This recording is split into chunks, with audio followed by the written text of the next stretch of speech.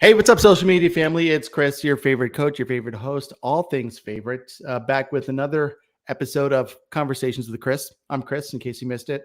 And I have conversations with interesting people or people that I think are interesting and have something to share with the rest of the world. So why not have these conversations live, candid, spontaneous? And we certainly put this one together super fast. It was pretty like, yeah, 4 o'clock, good. Boom, let's do this. Let's get it going. So I have with me today, Katerina Finck. Yay! Hello. Katerina, listen, you're so young, yet you've done so many things. You've got so much going on, and kind of all things social. I mean, your superpower is connecting with people and making friends quickly. And that I think overflows into your professional life. So tell us a little bit about yourself. I am 23 years old. I grew up in Connecticut, but I went to school in New York. I love fashion and I love food. And I love just talking to people and helping them grow their social media platform. So I went to the Fashion Institute of Technology in Manhattan, and I had many internships in many different things. And that's where I kind of grew the passion for helping a variety of different groups of people and different industries. And then I left college and went into working at a company as a social media and e-commerce assistant manager, and loved it, but felt like I was just too focused on one thing. And I love talking and hang out with more people than just the group I'm around in that moment. So I wanted to expand a little bit more. And now I do social media for myself and for others. And I get to talk to new people and dive into different industries, which I love. So you went to school for it pretty much. I mean, So I you were went interested. to school for business at a fashion school. Okay, that's cool. So you like you said food, fashion. I think it's like, hey, I'm Katerina, like food, fashion, and fun of the three F Yeah. combination. So, but you went to a fashion school for business, and that's when you kind of got into the marketing and everything, and broke into that social media world. Yes, yeah. I Mhm. had a passion for it because I did modeling and acting as a kid. So Okay. obviously I was always in front of the camera, and they were always like, you got to edit this, you got to film this. So I was kind of integrated into it growing up. And I'm a Gen Z, so my generation definitely is in social media. So I was kind of dived into it really young. And then in college, I learned the background of the marketing aspect and like what the point of doing it is from a business perspective. That's awesome. And I have mistakenly referred to you as a millennial before, but those are your those are your distant cousins that are older than you. Yeah. Yeah. So Gen Z, and you kind of you left college. You had this cruisy gig with a company doing that stuff. And what happened? You just kind of, I mean, it's not often you meet a 23-year-old that realizes it that quickly. Usually it's like somebody in their 40s. It's like, hey, I've had this job for 20 years. I'm really not into it, right? So you So realize really quick, you're like, man, I'm doing what I'm supposed to be doing, and it's not for me. And so, I yeah. mean, how'd that go for you? That point in your life, what happened? So my dad, obviously you know him, but for everyone else, he is a motivational speaker and life coach. So he's an entrepreneur. I grew up with it all my life in my household. Like my dad lived down or worked downstairs, and so I was just used to it and thought that's like how life was supposed to be. You're supposed to work when you want on Sure. your own rules, and you have fun the rest of the time. Yeah, and your So dad, for those of you who don't know, Paul Fink is your dad, and what an incredible guy. And he's somebody. Well, he realized it too, but probably I think how your story differs from his is that he designed this world as a result of saying, "Man, I got 6 kids.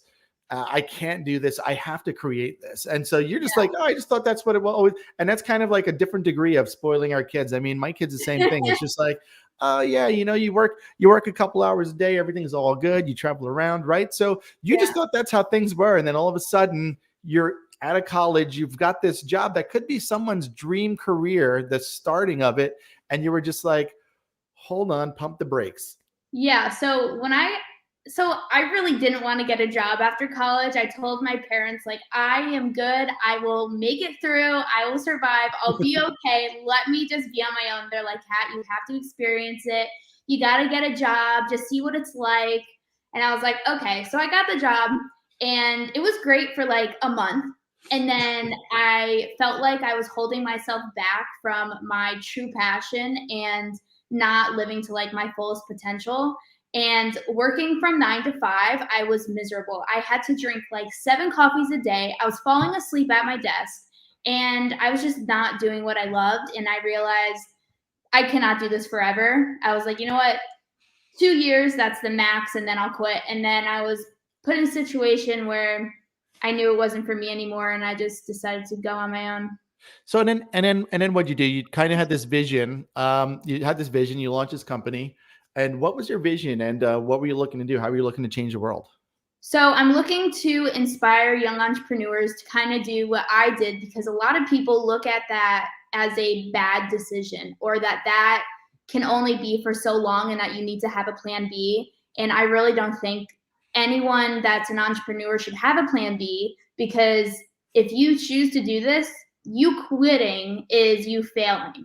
Mhm. But if you don't quit, you've never failed. There's just Mhm. been challenges in the situation that kind of maybe put the goal or the vision in a step back, but you never fail. So when people say, oh, when this fails, what's your plan B? There's no plan B, because unless I quit, that I never Mhm. fail.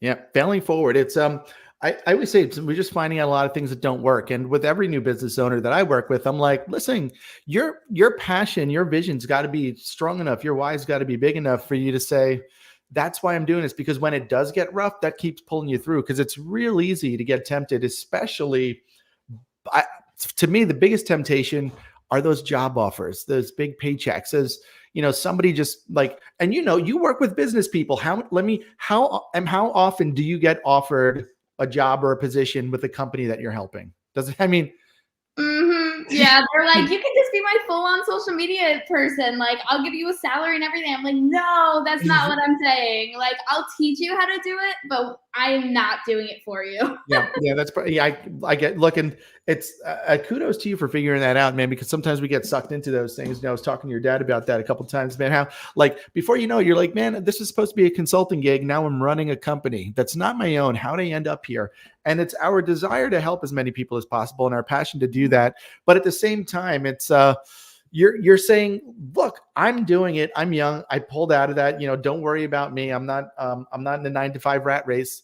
And so, I mean, what advice would you have for somebody that's in that position, that's kind of like teetering with their dream, and what they want to do, and that kind of golden handcuff situation? Yeah. So if you're already having the feeling that you want to quit your job because you know you are destined for something greater than that, then you should already quit. And not that you should quit without a plan, but you should plan what your vision is. How are you going to get there? What is your dream job that you're going to create, basically? Because before a company, you're just creating a job for yourself. Sure. And you Yeah. can't hire all these people as a startup. So you're just creating a job for yourself. So what is that job? What does that company look like? And what is the 6-month plan? If you have 6 months plan, you're going to be okay. And if you have maybe 3 months of paychecks saved, you're going to be fine. Within a month, you'll be making money and you shouldn't have anything to worry about. Because what people, I think, are worried about is the security of it. And if you can secure that you have a plan for how to make the money and how to replace that income, then it's just a destined yes. Yeah. And This is I doing the feel work. like, yeah, and I feel like a lot of people are also afraid of what others are going to think and the fact that they're going to fail. But like I said, you're only going to fail if you quit. And people are looking for you to fail. I promise you, people are looking for you to fail because they always want to be right. But you just have to prove them wrong. And then once you do it for a while and once you prove them wrong multiple times, they're going to get the just like, this is her, this is him, this is what she or he is supposed to be doing right now. It's and I would say that people should on you, like, you should go to college, you should get a nice secure job, you should have health insurance, you should get married, you should have kids, all these kinds of things. And very rarely do we stop and say, hey, what do I actually want? I remember when somebody asked me, I think I was solidly in my 30s. It's like, hey, if no one else mattered, what do you actually want? And I was like, man, I'd never thought about that. And that's an interesting stance to take at that late in life. So when you're how would we know if we're standing in front of like the perfect person for you to talk to? Like, what kinds of people are you looking to help and how are you looking to help them? So social media creators and people that have a business that is on the creative side, those are people that I definitely want to help because they're there to basically help others. Yeah. So people that are around my age, 20s, 30s, looking to either grow their business on social media or create a community on social media. And how do they do that? How do they create the content? Who do they want to be for the branding side on social media? All of the above. How do they even get the courage to post on social media? Those are the type of people I want to kind of cultivate on my community. Perfect.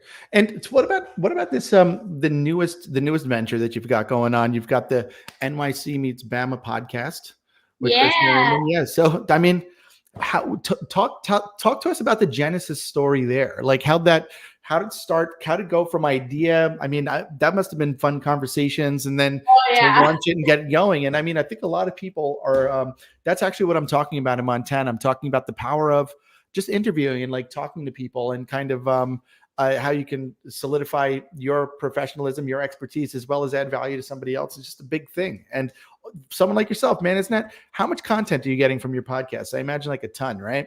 Oh my gosh, I have more than I can even post right now. I know, it's insane. It's insane. So tell us about that story, that genesis story. So NYC Meets Bama came from Chris and I, who is my boyfriend. When we started dating, we knew we wanted to work with each other in some way before we even did all the stuff we do now. So we talked about like creating a Instagram, a TikTok, but then the idea of a podcast came up and I was like, I've always wanted to do a podcast. And I think like you and I just have really good banter. Like, I think that'd be really funny if we had a podcast together. And then we planned like, what would that look like? Who do we have in common? Because me and him are pretty different. He's in the real estate world. I'm in the social media world. Sure.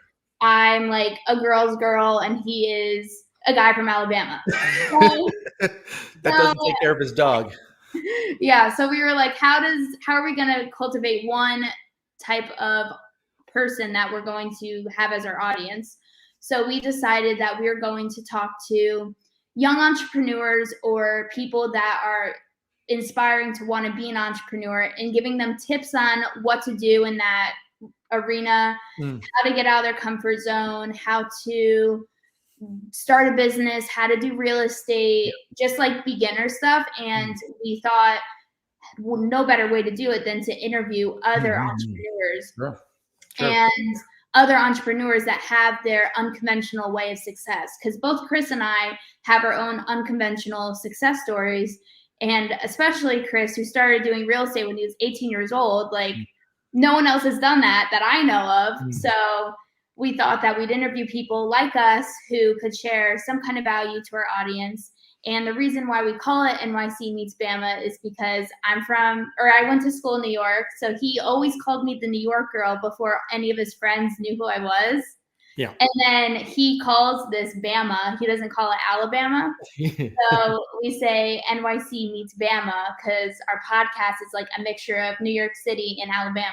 So yeah, it was funny. I was talking to you offline before and you're saying about, I was like, hey, how do you like it? And you're saying, hey, I like it. Because that's a big transition from New York City. By the way, you lived in Manhattan, you lived in Queens, and to go to Alabama. But you're from Connecticut, born and raised in Connecticut, and you're like, it's not much different in Connecticut. It's just the people have accents.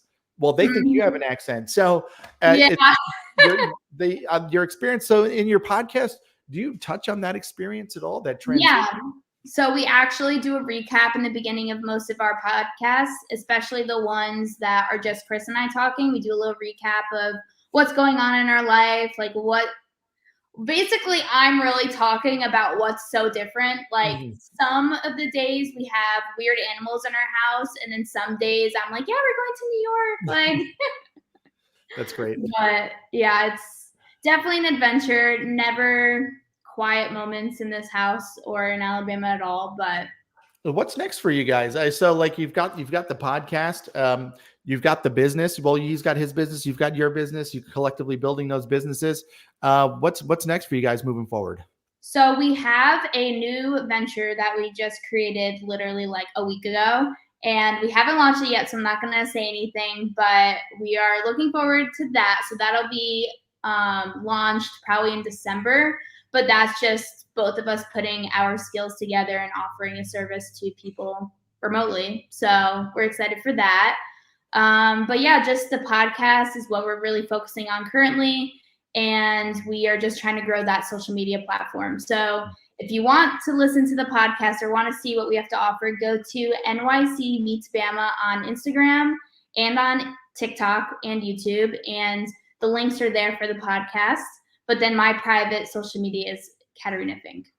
Yeah, so I put that up there. I got this one here. It's Katerina Finck. I found another weird one for you. Before I tagged it, I was like, oh my God, that can't be the real one. It was like Social Cat or something like that. Yeah, so I'm starting a social media Instagram. So that's all about positive mindset, social media tips, just for the people that kind of want a space where it's a safe space to know what's happening on social media and to kind of realize that you can have a positive mindset around work and not feel overstressed, and you can quit your corporate job. Like you can have all the things as long as you dream about it. So that's what Social Cat's all about. And I'm going to be posting that within the month. That's awesome. So what advice would you have for somebody that's a business owner that's maybe their social media game is that they're not even considering it as a viable option, or it's not where they want it to be? They haven't even started. They want to grow it. I mean, what advice would you have for those people? So if you are looking to grow a community, definitely be on Instagram and TikTok. And if you plan on doing that, then think about what do you want to offer on those platforms in terms of what kind of mission and your why, like what is the purpose for people to listen to you? And then once you figure that out, who are you talking to should be your bigger question than what are you offering? Because if you're just offering social media tips, that could be anyone from 18 years old to 60 years old. Mm-hmm. So instead of thinking about that, think about who is your ideal avatar? Where do they live? What do they do on their free time? What hobbies do they have? What is their occupation? And then you're able to talk to them in any genre. So it could be about anything with social media, or anything about fitness, but you know what stage in their life they're in. So you can talk to them freely and they will listen to you. So that's how you'll get your audience without having to niche down like everyone says. Just niche down on who you're talking to, not what you're talking about. Oh, interesting. So dial in on that person that you want to connect with before you even get out there, and then that'll help you kind of just automatically tell your message. Because then creating the content's easy. You know what you're going to say to them, because you're not thinking about, oh, like what fitness tips should I tell them? Like you already know. Because you already know who they are. That's awesome. It sounds simple, but people get paralyzed. And what would you say to people that get paralyzed by it? That they're just overwhelmed by all the things that they can do and all the platforms and the videos and carousels and podcasts and stills and all these things and getting. I mean, I've gone down Canva bunny trails for hours. You know how that is. So, I mean, what advice would you give to those people? So I would look at it at a far away, wide lens view and think to yourself, where is my audience? Is my audience on Instagram? Is it on TikTok? Are they on LinkedIn? Are they on Facebook? Then think, okay, what do I personally have time for? If they're on all those platforms and you're just starting out on social media, you're not very good at it yet, do not stress yourself out in trying to post every single day on all these platforms. Pick one platform, and I'm positive that you will create a strong community there that you can then bring to the other platforms. But get good at one platform. Find your people on one platform and then expand. Because if you try to do it all, you're going to do it for a week and then quit. And then you're going to be in the same spot you were in. The law of diminishing returns. So your recommendation is if you just start with one, go deep rather than wide, and then add things on. I mean, I know for me, even recently, I've noticed that, I've been using, I use like the Meta for Business backend, Facebook and Instagram's connected. So then I've got this software that's making these videos. I got the video.ai, which makes these small videos, and boom, I post them real easy there. And then I'll schedule them for the next day for TikTok to just kind of drip out there. And I think what made it easier for me was just kind of developing a system around it. Like, I'm going to do this. So I'm going to make a few of them, get them scheduled out. And then you're good. And then everything else is just gravy. They just share stuff to Yeah. your stories about the hot dogs you're enjoying and the pizza that's delicious in New York and all that stuff. So Yeah. that's So cool. like Instagram and TikTok are very similar. And if you think that your audience is on both and the same audience is on both, then sharing the same content is okay. But sometimes who you're talking to on Instagram and who you're talking to on TikTok are different avatars, but the same, but are getting the same information. Yeah. So you're going to be talking to them a little differently, and you're going to want to create content that's a little different than usual. But in your case, if that's how it is, then that's great. And yes, well, and who knows, right? If that's, I would say like a real, like if I'm the way I look at it is like, hey man, if you're making a less than 60-second reel, that could be a reel everywhere and then see what happens. But I did notice some of the language, like in the captions, or with certain things, if you're going to use trending audios and stuff like that, you might get different, better performance in other places. But I mean, I think the idea, the message is, and I've been talking to a lot of people about this stuff, it's just like, do something, right? Don't get paralyzed by all the things. Just kind of pick something and go and do it. I always say I'm not a social media person. I'm a video person, because I think that there's no better way to get yourself out there authentically than by using video. So what about people that don't like the way they look, don't like the way they sound?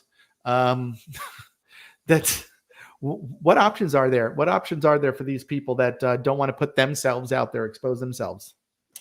Depends on what they're offering. If they're offering themselves, you have to. Yeah. But you could hire like UGC creators, which is user generated content. So you basically hire an actress to create your content, and then they send it to you, and then you post it on your social media. And that's the easiest way to still get content out there and still deliver to your audience the way that you want, but you're not the one that's being seen. That's the only way I would say. Yeah.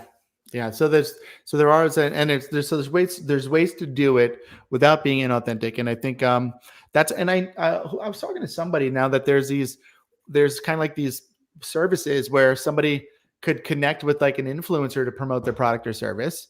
And they can pay for it, and that kind of does the heavy lifting for them. I don't know. That's basically the UGC, what I was saying. Okay. Yeah. Perfect. Yeah. So there are opportunities, but make it part of your plan. I think the thing, nobody takes action on stuff. Nobody makes a plan to grow, to learn about these things. There's so many other things that they get wrapped up doing, but, you heard, look, I think you're a great place to start. So if anybody wants to talk to you, I mean, you're pretty easy to find. You're Katerina Finck on every platform to just find you. And what's the best way for them to get in contact with you? Send you a DM or? So my email is attached to everything. You could just send me an email. You can DM me if you want, but sometimes I get sent to spam. So highly suggest email. I'm always on my email, so I'm very interactive with that.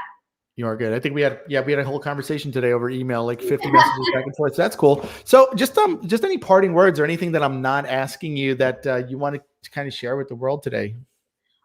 Just don't be afraid to put yourself out there, and you'd be surprised with the results you get, because I promise you that what you have to say, people want to hear. You just have to put yourself out there to be heard. So don't be scared. Just put it out there, be real, and the right ears will tune into your message. I love it. That's great.